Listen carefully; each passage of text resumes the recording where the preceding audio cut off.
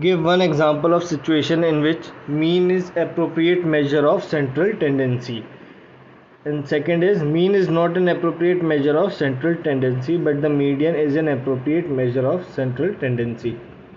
So for the mean is appropriate measure of central tendency when we need to find average of something. For example, average score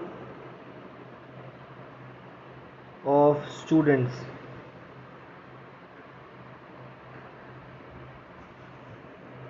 So in this case what we have some limit a student can score. For example, if an exam is of out of 100, so there is an upper limit a student can score maximum number of marks. So when we have an upper limit, like we have, for example, a student score 60, 65, 60,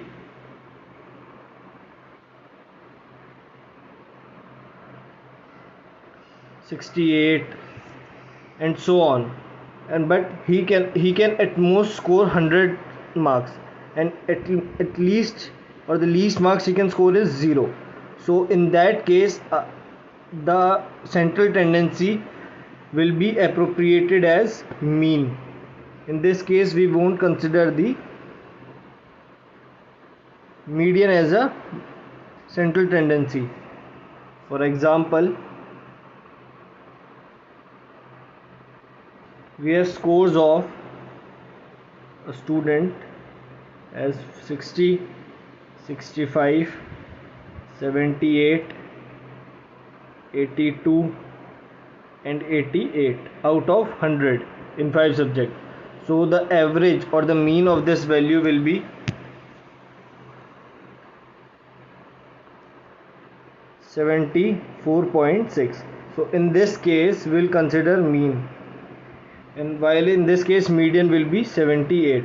So whenever you see your result, it will be mean of your marks obtained in different subjects.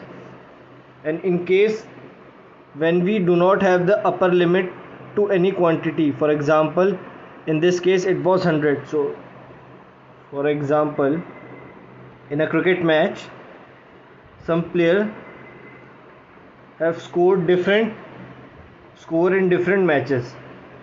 Suppose some X player has scored in one match 20, 30, 60, 104, 150 and so on. So in this case there is no limits that he can score this much only. So in this case we'll consider the median or the middle value of the problem.